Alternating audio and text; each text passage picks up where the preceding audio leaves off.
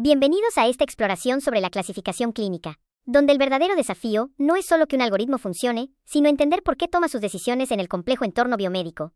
Al analizar herramientas fundamentales como la regresión logística, apreciamos su elegancia estadística para estimar probabilidades de riesgo de forma directa y lineal, mientras que los árboles de decisión nos ofrecen una estructura lógica, casi intuitiva, que emula el razonamiento clínico secuencial frente a un paciente. Sin embargo, en el mundo real, la exactitud algorítmica es solo el principio.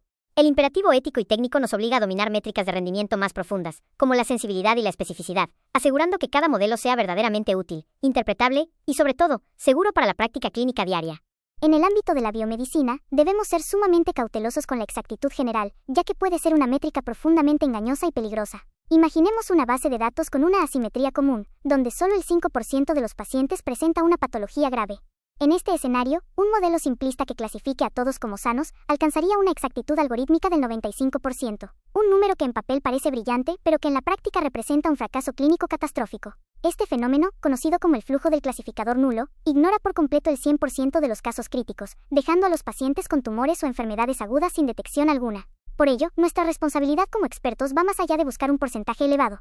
Debemos priorizar la sensibilidad y el análisis de los falsos negativos, entendiendo que en medicina un modelo que no detecta al enfermo, aunque acierte en la mayoría de los sanos, es simplemente inaceptable. En el desarrollo de modelos predictivos, nos enfrentamos al dilema fundamental entre memorizar el ruido y capturar la verdadera fisiopatología de la enfermedad.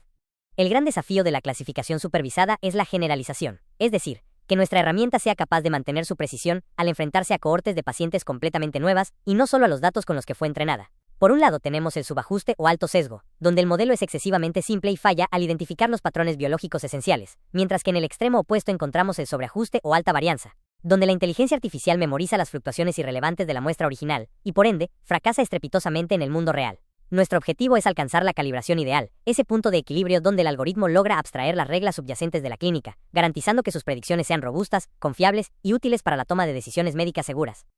Las fugas de información son enemigos silenciosos que pueden inflar artificialmente el rendimiento de un algoritmo, destruyendo por completo su validez clínica cuando se intenta aplicar a pacientes reales.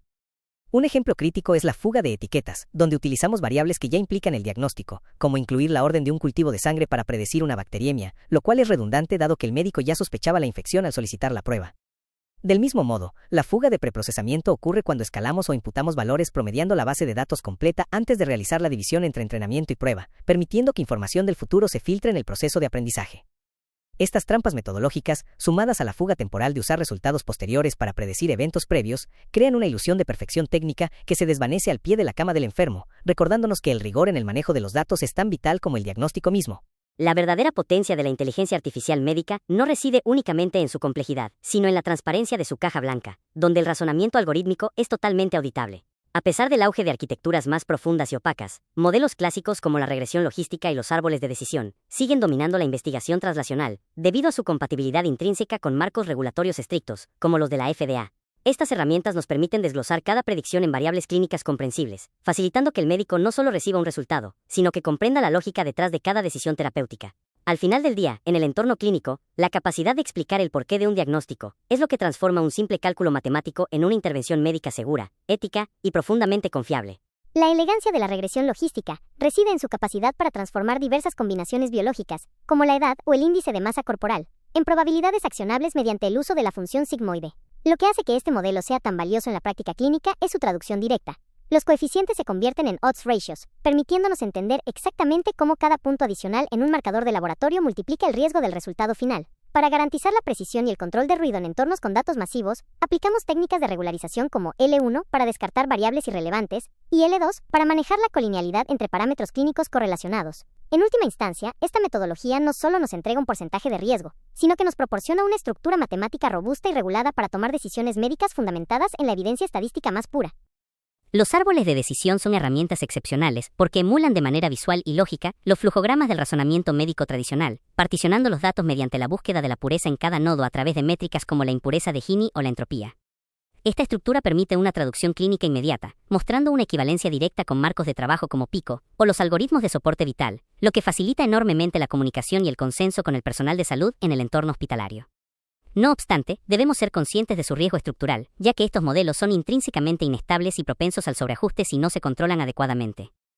Para mantener su utilidad y evitar que el algoritmo memorice el ruido de los datos, es imperativo realizar una poda estricta o pruning, limitando la profundidad del árbol a unos pocos niveles, asegurando así que la herramienta sea lo suficientemente robusta para generalizar con éxito ante nuevos pacientes. La selección del motor algorítmico adecuado depende estrechamente del contexto biomédico y de la naturaleza de los datos que estemos analizando. Por un lado, la regresión logística destaca al proporcionar probabilidades continuas y una interpretación clara a través de odds ratios, lo que permite cuantificar con precisión el impacto de cada variable. Sin embargo, requiere supuestos de linealidad e independencia, corriendo el riesgo de subajustes si la fisiopatología subyacente es más compleja. Por el contrario, los árboles de decisión ofrecen reglas categóricas definitivas y flujogramas condicionales muy intuitivos para la práctica clínica, siendo capaces de capturar interacciones biológicas no lineales sin dificultad, aunque su principal amenaza es el sobreajuste debido a la memorización del ruido en los datos. En última instancia, la decisión entre un modelo y otro debe basarse en si buscamos la elegancia estadística de una probabilidad ajustada o la claridad operativa de un árbol de decisión, siempre equilibrando la capacidad de generalización con la necesidad de una interpretación clínica válida y segura. En medicina, debemos internalizar que los errores algorítmicos no son simples fallos estadísticos, sino que conllevan costos asimétricos severos que impactan directamente en la vida humana. Mientras que un verdadero positivo permite un tratamiento oportuno y un verdadero negativo brinda la tranquilidad de un descarte correcto, los errores presentan gravedades muy distintas. Un falso positivo genera ansiedad, costos innecesarios y procedimientos invasivos como biopsias, pero un falso negativo en el cribado de una patología crítica puede costar literalmente una vida al ignorar una enfermedad tratable. Por esta razón, la evaluación de cualquier modelo clínico debe reflejar esta simetría ética y financiera, priorizando métricas que minimicen las omisiones catastróficas sobre la simple exactitud matemática, asegurando que nuestra tecnología actúe siempre bajo el principio fundamental de no hacer daño. Para enfrentar el reto de las bases de datos desbalanceadas, contamos con un arsenal bioestadístico que nos permite evaluar el rendimiento real de un modelo más allá de la simple exactitud.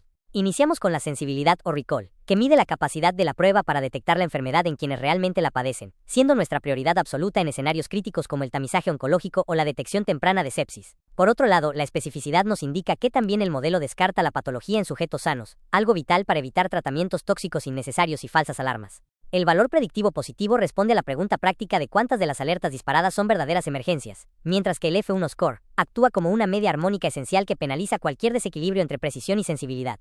Al integrar estos indicadores, logramos una visión holística y robusta, asegurando que nuestras herramientas diagnósticas sean no solo estadísticamente precisas, sino clínicamente confiables para la seguridad del paciente. La paradoja de Bayes nos enseña una lección fundamental. La prevalencia de una enfermedad en la población define drásticamente el valor predictivo de cualquier herramienta diagnóstica.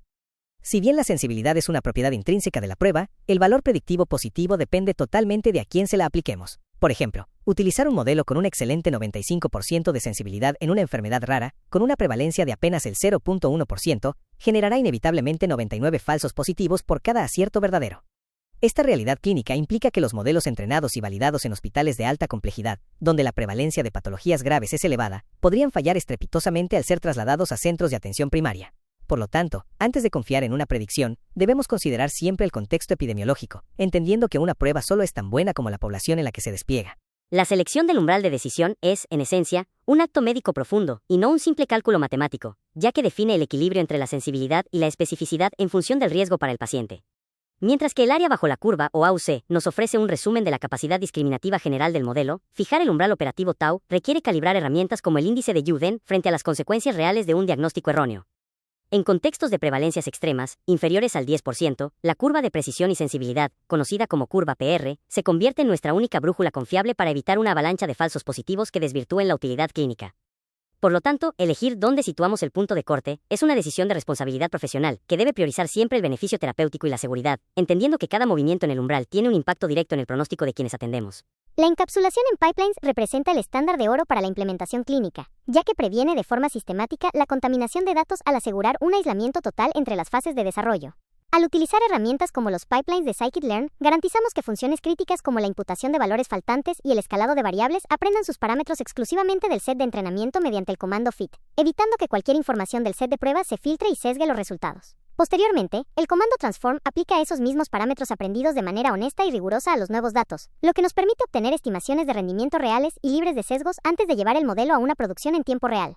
Esta arquitectura no solo simplifica el flujo de trabajo computacional, sino que blinda la integridad ética y científica de nuestra investigación, asegurando que cada decisión diagnóstica esté basada en un proceso de aprendizaje verdaderamente independiente y reproducible. Nuestra estructura pedagógica para dominar la clasificación supervisada se organiza en 4 fases críticas que garantizan una transición sólida desde la teoría hasta la práctica clínica real. Iniciamos en la fase 1 con el establecimiento de una línea base, donde realizamos la división estratificada de los datos y la evaluación del clasificador nulo para entender el piso mínimo de rendimiento exigido. En la fase 2, nos enfocamos en la traducción clínica mediante la implementación de regresión logística, permitiéndonos extraer odds ratios que den sentido biológico a los coeficientes del modelo. La fase 3 introduce el razonamiento visual a través del entrenamiento y la poda estricta de árboles de decisión, asegurando que la estructura lógica sea interpretable y no solo un reflejo del ruido estadístico. Finalmente, en la fase 4 de auditoría final, procedemos a la selección del umbral clínico óptimo utilizando curvas ROC y de precisión-sensibilidad sobre el set de datos PIMA diabetes preprocesado, culminando así un proceso riguroso que transforma algoritmos abstractos en herramientas de decisión médica confiables y seguras.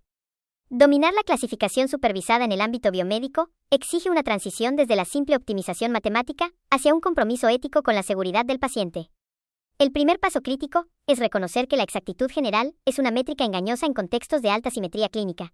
Un modelo que predice sano, para toda una población con baja prevalencia de enfermedad, puede mostrar un rendimiento estadístico brillante mientras comete un fracaso clínico catastrófico al ignorar el 100% de los casos positivos.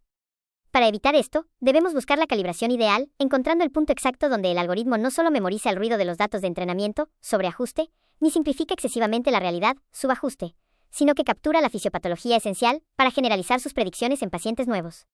En última instancia, el rendimiento estadístico siempre debe estar subordinado al juicio clínico, pues nuestra verdadera meta no es maximizar fórmulas abstractas, sino responder con absoluta certeza si un algoritmo es lo suficientemente seguro para intervenir en la vida de un ser humano.